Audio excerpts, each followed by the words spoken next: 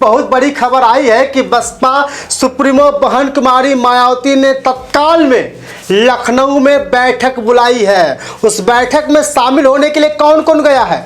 उस बैठक में क्या दलित समुदाय के साथ साथ मुस्लिम समुदाय भी गया है या जनरल कैटेगरी के लोग गए हैं?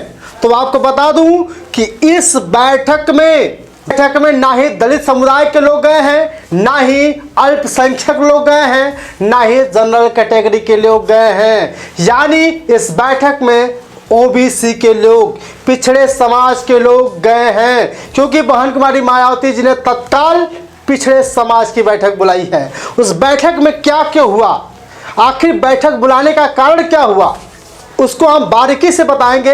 इससे पहले आपसे निवेदन है कि चैनल को सब्सक्राइब जरूर करिएगा। 2025 में यानी इसी साल बिहार में चुनाव है और सभी पार्टियां दम भर रही हैं बिहार में जाकर के कि किसी भी हालत में वहां पे अपने सरकार बनानी है। बहुजन समाज पार्टी भी बहुत अच्छी तरह से बलबूते के साथ, मजबूती के साथ वहां चुनाव लड़ने जा रहे हैं। अभी हाल ही में खबर आई है कि भोजपुरी व बिरहा सम्राट ओम प्रकाश दीवाना भी अपने ही गांव, अपने ही जिले मोहनिया से चुनाव लड़ने की तैयारी में है। सवाल बहुत बड़ा खड़ा हो रहा है कि क्या ओम प्रकाश दीवाना जी वहां से चुनाव लड़ेंगे या नहीं लड़ेंगे। लेकिन आपको बता दूं कि चर्चा शुरू हो चुकी है। बहुजन समाज पार्टी की मुखिया बहन कुमारी मायावती जी की नजर ओम प्रकाश दीवाना पर पड़ चुकी है और हो सकता है कि मोहनिया के प्रत्याशी ओम प्रकाश दीवाना जी को ही बनाया जाए। लेकिन लखनऊ में जो बैठक हुई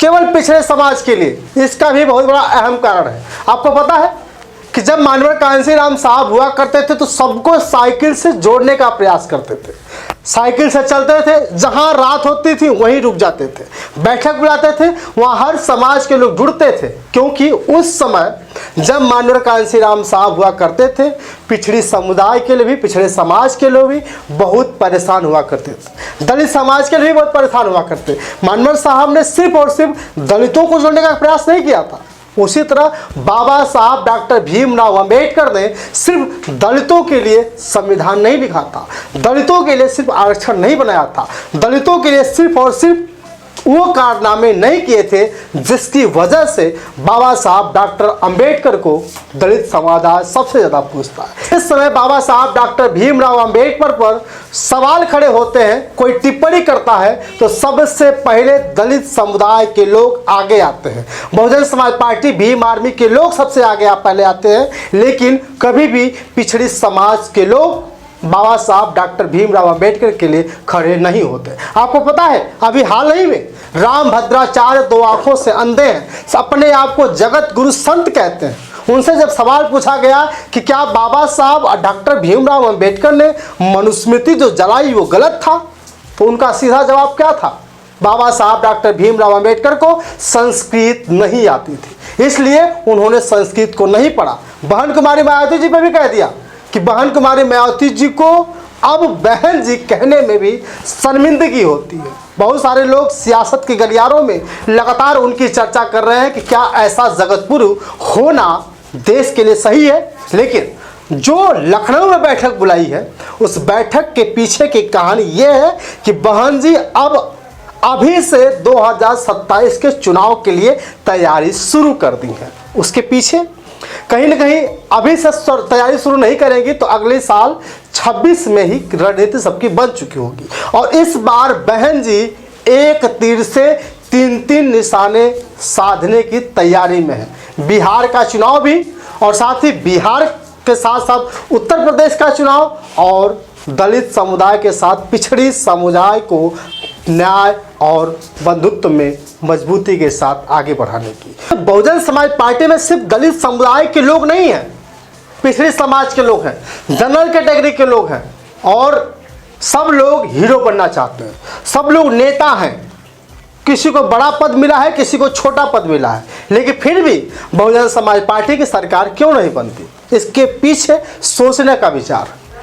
क्योंकि दलित समुदाय बहन कुमारी मायावती जी को मसीहा मानता है, मानता था, मानता रहेगा। हाथी को छोड़कर वो कहीं जाने वाला नहीं है। अब सवाल खड़े होते हैं कि पिछड़ी समाज के लोग क्यों नहीं आगे आते। क्या पिछड़ी समुदाय के लोग, ओबीसी के लोग सच में हाथी को वोट करते हैं?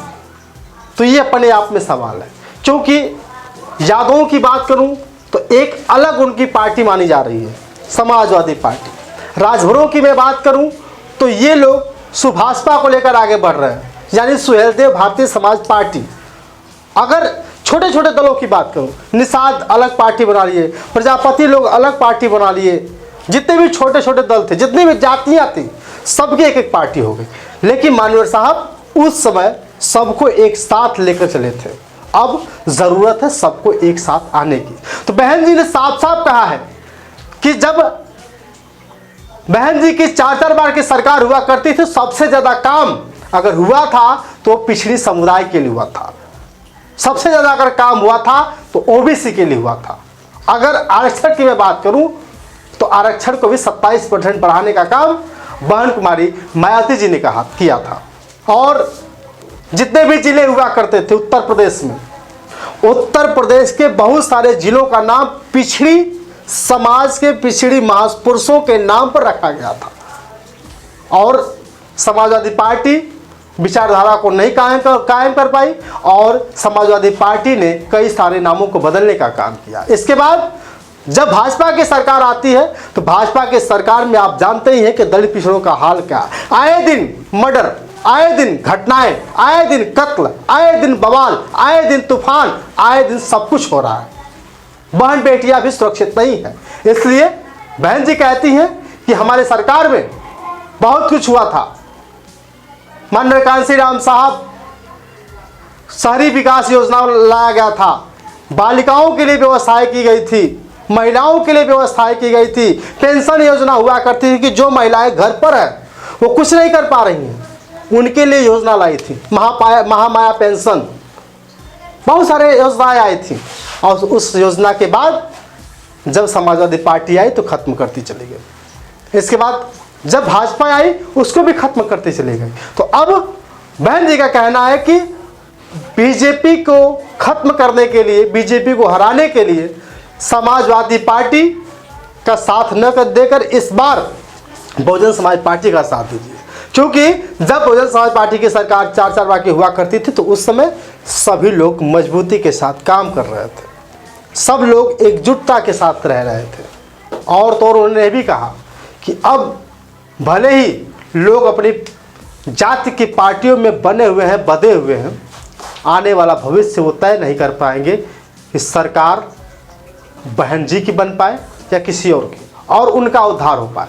तो इसलिए सबको एक साथ आना पड़ेगा। बहन जी ने अभी से तैयारियां शुरू कर दी है।